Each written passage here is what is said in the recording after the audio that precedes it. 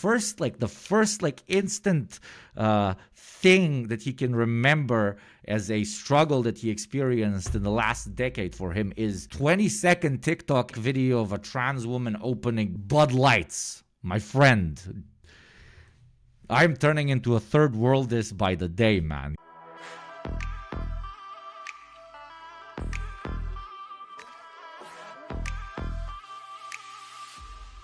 I saw a random video by Joe Rogan and Kid Rock. Kid Rock has always been a fucking fascinating figure to me in the worst of ways. Like, he's to me like the perfect representation of like 85% of American culture, because, you know, he's a white dude stealing music that has originally been made by black people, which to an extent there's nothing wrong with that, but he not only does not give back to the culture that has quote-unquote inspired his shitty interpretation of that music, but quite to the contrary, he goes down a very reactionary path. So always been a very, very fascinating small PP individual, and everybody was like posting about this on Twitter, so we might as well check out what he's saying about Palestine, which one would think that, you know, a redneck would more identify with the struggle of a beaten down people than with the big guy. But here we are not talking about a friendly redneck, the rednecks that we all love and respect here in chat. I myself am a, let's call it, Balkan redneck, coming from a very small town. No. This man has been totally taken up by his class identity to the extent where he sees nothing but an enemy in pretty much everything else. So yeah, let's start with that.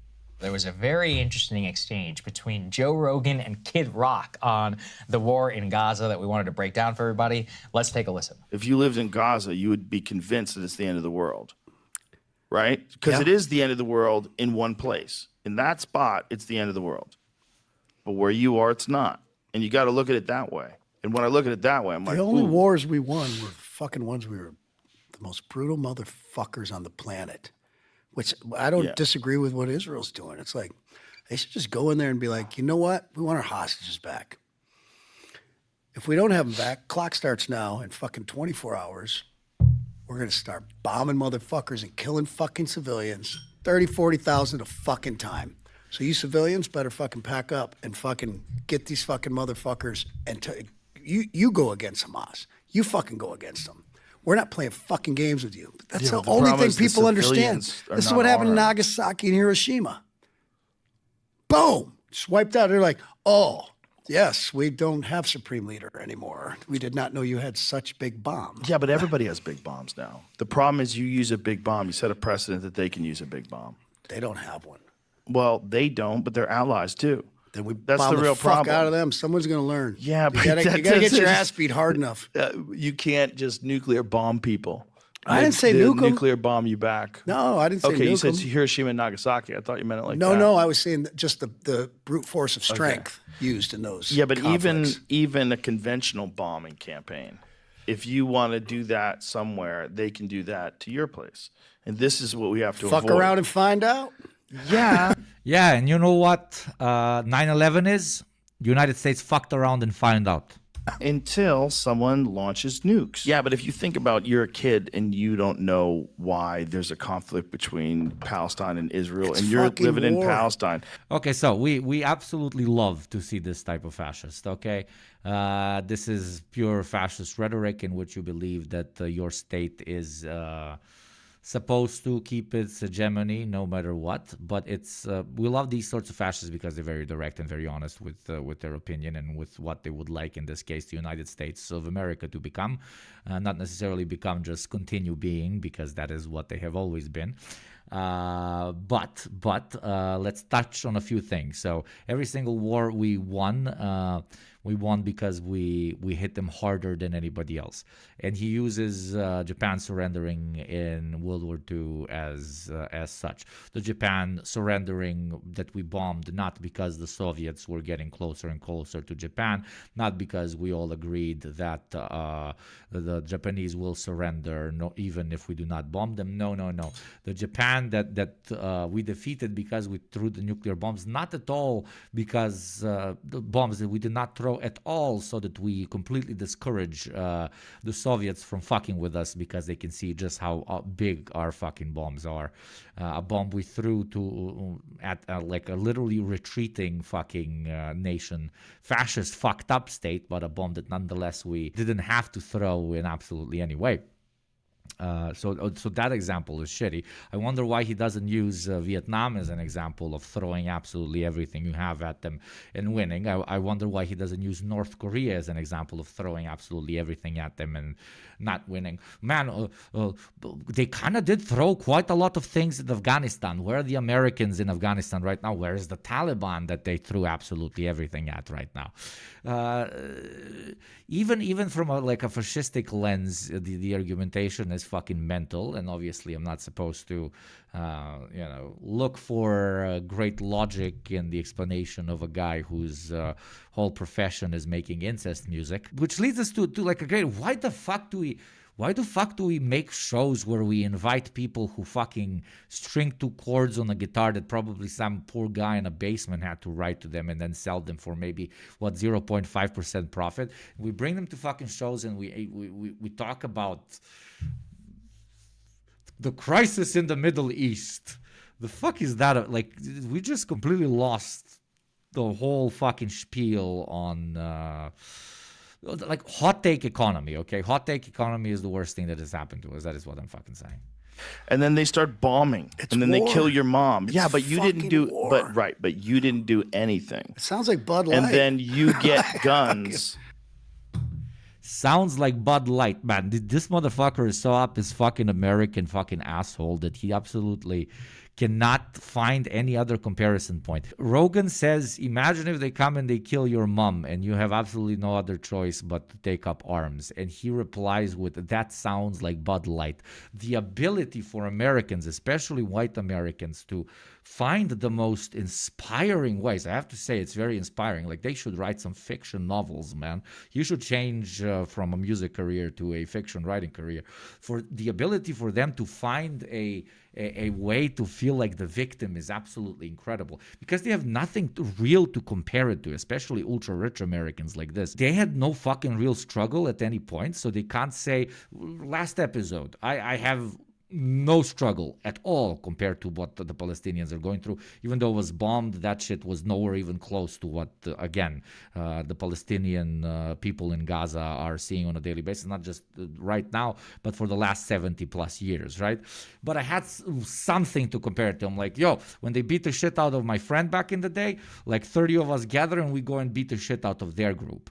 Like, that was my comparison point, even though that's like nowhere even close, but I have at least something to understand. Yo, you fucked with my people, now I'm going to fuck with your people, reciprocity to some extent. Again, a silly comparison, borderline toxic comparison, but you get what I'm saying. This guy lives such a sheltered American fucking existence that he has nothing to compare it to, and the only thing that comes to his mind to comparing to motherfuckers coming to your place and massacring your entire family is what? Is the Bud Light trans issue. This shit fucking writes itself, man. Like, imagine the bubble that these people exist in. And I'm pretty sure the chat right now is like mostly non-American because of the time at which we are streaming. Like, how did this culture establish cultural fucking, how did the state establish cultural hegemony over the world? These motherfuckers, the first instant thing that he can remember as a struggle that he experienced in the last decade for him is 20-second TikTok video of a trans woman opening Bud Lights. My friend, I'm turning into a third worldist by the day, man. God fucking damn it, man. Labor aristocracy theory coming right through the door. You're going to go want to attack people. You're going to want to avenge them. You're going to want to join whatever group, whatever So why did World group. War II end? No, I'm sorry, man. This is fucking... World War II. Why did World War II end? Oh, I fucking wonder. It has nothing to do with 20 million plus sacrifice of a particular country that was not led by the ideals that you are proposing. And of course, back then our American comrades helped, obviously our Chinese comrades helped, and people from hundreds of different nations participated. But no, in the American head, it was because we threw fucking bombs on 2 cities. That is why we defeated the quote unquote enemy. Motherfuckers entered the conflict fucking last, my friend. Again, not to undermine the sacrifice of incredibly brave American soldiers that put their fucking lives on the line and arguably participated in the last moment since then that an American can proudly sit and say, I am proud of what we did when it comes to fucking foreign policy. No. It's not a global ideological movement against fascism that won. It's because we were more brutal than the other guy. You really think you were more brutal than the fucking Japanese? Literally the most brutal fucks during World War II, if we're going to use the fucking example. One, to an extent, also because of their brutality, because everybody saw just how batshit insane they are, and nobody could even argue their case. Not even fucking certain, not even right-wingers could argue the Nazi case when they started receiving reports of what these fucking psychos were doing. In almost every conflict that goes into the territory of mass ethnic cleansing and mass genocide, funny enough, we're not even talking morality here. We're just talking practicality of conflict. It ends up being what bites them in the ass in the end, and the reason why they lose, unless they manage to push it through to the absolute hardcore fucking end. And if he used that example, but he's not going to use that example because everybody would call him fucking psychopathic, even though I'm pretty sure he has it in his mind. What example am I talking about, chat? Well, the most successful colonial and ethnic cleansing campaign in the history of our species, when a particular group of imperialist colonizer state went to a particular place and almost removed an entire race of humans from fucking existence, okay? An entire race of humans from existence, and then created their beautiful liberal utopia of the United States of America. From that perspective, yes, the more brutal you are, the more successful you are. But we don't live in the fucking 16th and 17th century anymore, motherfucker. And Native Americans now have fucking TikTok, as the Palestinians do. Fucking sorry that I started with this. Now I'm going to be pissed throughout the whole fucking stream. Why did I start with this? I was here for a good chill time. God fucking damn it. I pissed on this guy's fucking grave. War, it's terrible. It's the worst thing on earth. I'm a peaceful man. Right, but you're not supposed to pick civilians. That is also like this fucking Western thing. I am but I suggest another thing. I'm not racist, but I'm a peaceful man, but listen, I love women, but some of them are whores. Okay, Civilian targets. That's actually a You war can't crime. fight war like that. When But you're not supposed to they're hiding pick in civilian civilian targets. They are. Wow. So there's a lot of, I think, going on there. I think it's, okay, first of all, what I find interesting about Kid Rock is he clearly, no offense, Mr. Rock, but it appears you haven't done actually a little bit of reading about the Second World War and exactly why Hiroshima and Nagasaki and those targets were picked. You know, even at that time, the explicit justification, Crystal, was not to hit civilian targets for the sake of them. It was to wipe out mechanical centers and specifically centers of production. The only time where there was an explicit goal of basically burning an entire city of civilians and all that to the ground was Dresden. That was actually not the U.S. It was made, and it was never justified. Also, look, chat. I'm super fancy now. Look, I made it full screen without making the chat disappear. Fucking legendary. In the terms that Kid Rock is laying out there. And it didn't work. Well, okay, but so let's presume that it did work. I think there's a case for the atomic bomb, that it definitely compelled, right, the surrender. But my point is that throughout the entire justification of the main purpose of the atomic bomb is to show the rest of the world that after World War II, we are the fucking big G's. We are the big dick. Do not fuck with us. Especially you guys who instilled a government we did not really approve of up until World War II because, we liked our good old Tsars back. And the only reason why we approved of you, quote unquote, as a legitimate state is because we needed you to throw your fucking sons at the Nazis. Well, we need to make sure that you know that we are the big motherfuckers now, because We can literally drop this on you any day. But obviously other reasons as well. But let's be honest. They didn't do it to save American sons from an elongated war, which is what the mainstream fucking narrative in your goddamn fucking schools is, okay? The same schools that this fucking guy went to.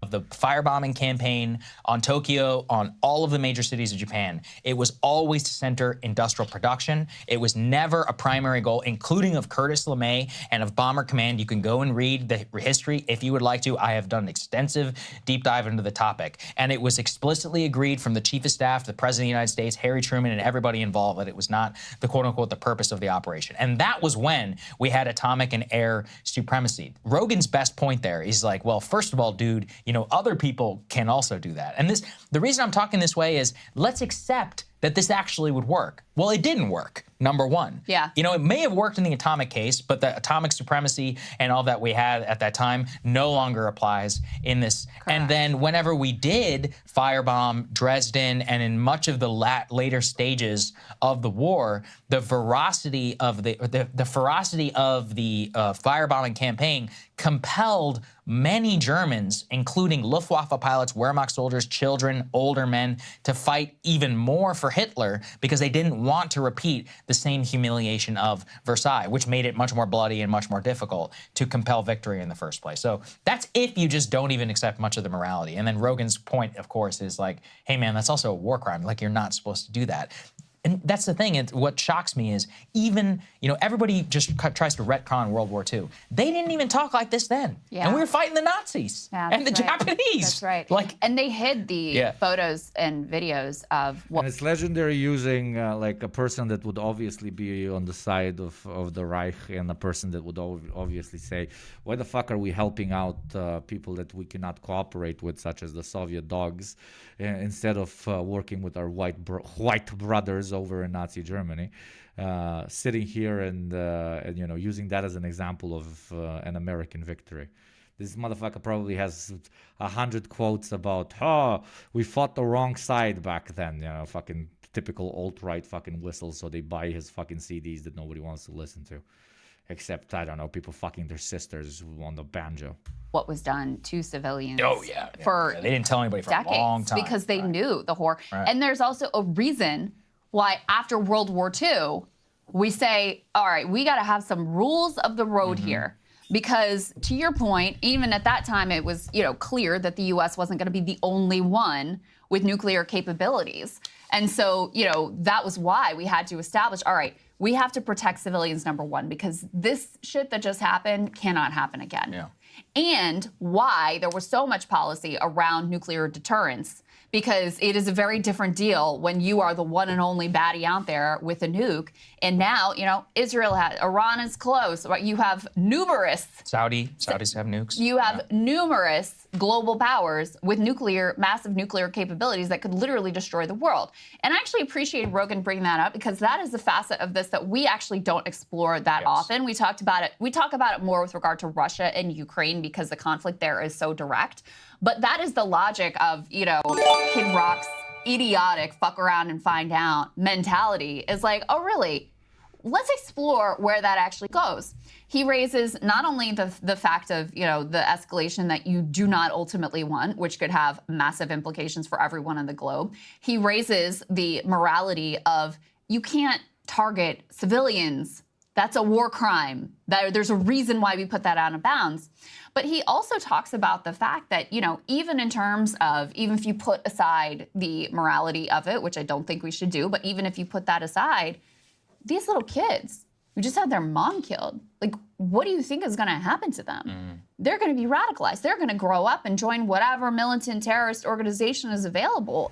And then you will be able to use the same argument against the invader. Hey, you fucked around and you found out. But obviously, if you use the same argument I used previously, that 9/11 is America fucking around and finding out, Kid Rock would shut the fuck up. just like everybody in his category. I think this is enough. They're just gonna go in circles. As I like breaking points, but they tend to just try and milk that 10-minute mark, which is exactly how long the video is, 10 minutes and 10 seconds. So the algorithm proceeds to like it. So chat. Okay, enough about some fucking sister fucker over there. Let's. Which is not directed at my hillbilly friends, saying this is a Balkan hillbilly very directly at you.